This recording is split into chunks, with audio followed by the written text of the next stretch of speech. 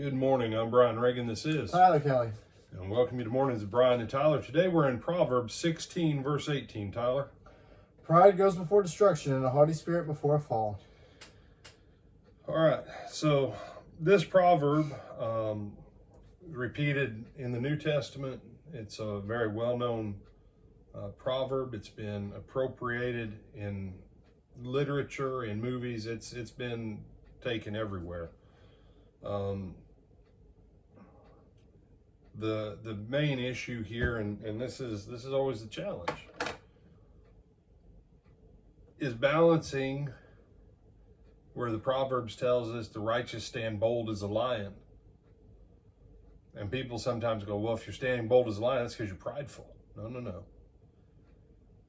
The pride he's talking about here is the pride of wickedness. That's what he's talking about. Not talking about the strength and security of presence of mind and spirit and soul that comes from being righteous. That's the difference there. This is the kind of thing frequently we see it in the political arena. You know, guys got up, he's trashed his opponent because of failures in his opponent's life, and then 3 days later they do a massive press release where the dude who was trashing the other guy was even worse than the guy he was trashing. Well, that's the kind of pride stuff here. And this is why, as Christians, and the Proverbs tells us too, don't rejoice when your enemy falls. Don't rejoice. You say, but no, don't rejoice. Now you're back in the realm of pride. Being bold as a lion means you know you're right with God because you've kept his word, you're walking faithful, you're walking in wisdom.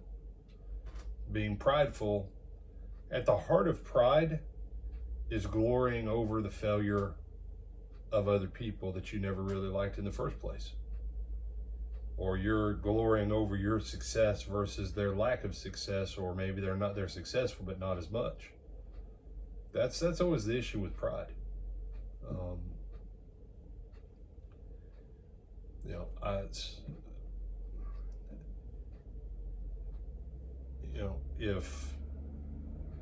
If Tyler does well at something, I want him to do well. So do you want him to do better than you? Yeah. I would love for Tyler to bring 500 times more people to the gospel than I've ever brought. Why would you be that way? I want to bring more people to Jesus. Yeah, I mean, I'm cool with him winning. Now, if you ask Tyler, there's times where Tyler's probably like, yeah, and Brian's also cool with, giving me a knock upside the head when I, need a reset. Yeah. Why? Because I love him. I don't want him to be in the place of pride where he sets himself up for failure. I do want him to be in the place of godly success. Nothing would make me happier than anybody that I've ever helped to get started in the ministry or that I've ever mentored in ministry. I would love for all of them to outstrip me 500, 1,000-fold in terms of souls brought to Jesus. All I would ever ask of them is at least have the courtesy to say, thank you for helping me get started on this path. Cool. Proud of you. You took the ball, you ran with it, you did more with it than I ever did, man. That's awesome. Thank you for at least acknowledging I had a part in getting you started on part of this. That's it. And that's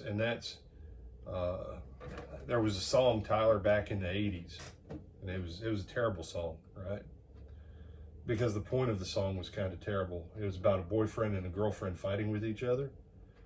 A lot of the songs in the 80s were that. And he tells her, when I met you, you were nothing. I picked you up and I'll put you back there again. If you leave me, you're going to be a nobody. And she's like, I'm going to be fine without you and all that. That's the kind of pride stuff. Pride. Rejoice when other people do well. Rejoice in their success. Mourn with those that mourn. And do your best to be right with God in everything. That's where your stability comes from long term. So, do you have some other thoughts on this one? No, sir. All right.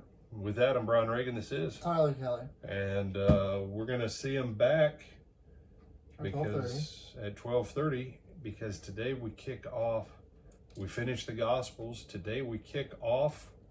What have you been waiting for now, Tyler, for nearly a year? First and Second Kings. First and Second Kings. So come back, catch those neat books of history, because anybody who says the Bible's boring has never read Samuel, 1st, 2nd Samuel, Judges, or 1st and 2nd Kings.